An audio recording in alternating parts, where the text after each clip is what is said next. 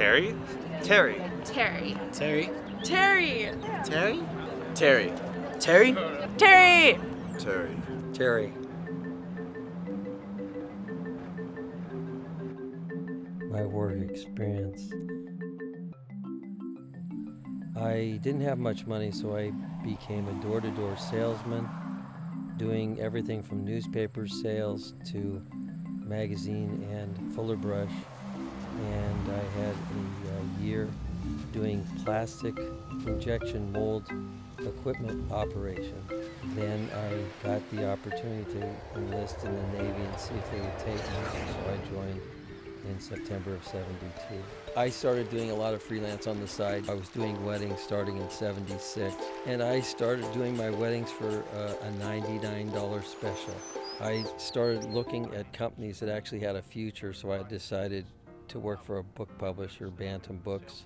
After that, I came up with an idea for a book, In Search of Excellence. I started interviewing major heads of companies in Silicon Valley, but I turned it into a board game, and I came out with a game called In the Chip Silicon Valley. Basically, we're the number 2 item selling for the whole Bay Area then, because my business took off with the game company. I never went back to school. And so in 2012, I embarked to go back to school and get my cinema degree. I came back to school because I kept seeing all the young people graduating with what I looked like very little effort, and time was passing so quickly. Generations had been graduating, and I was still standing still. You have complete control of where you go each day, and that to learn is to just go up to ask people questions that you think actually do have a intellectual capacity greater than your own. I like to become educated in as many subjects as I can. I know that I'm not an expert at anything.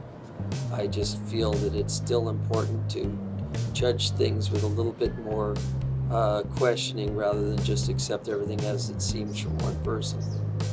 But I figured this whole place is like walking through Disneyland, and that I can discover as much as I want, and I hopefully can build some kind of strength of a network here.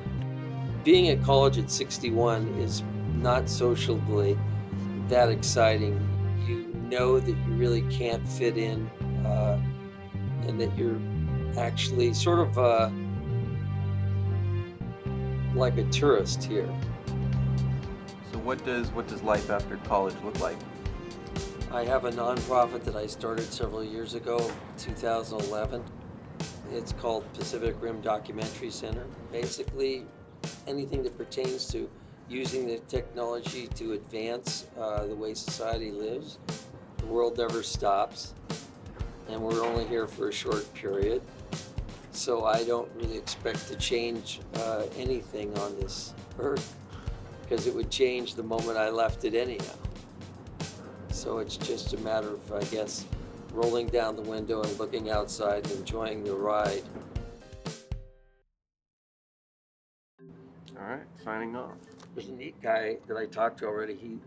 You ever think about doing a documentary on the mushroom people? There's 2,500 people, I think, in the San Francisco Bay Area mushroom clubs. Psilocybin, all the drug culture, all the commercial. This guy's one of the foremost experts. You're taken by surprise, and usually there's never a bad effect. It's just an altering effect.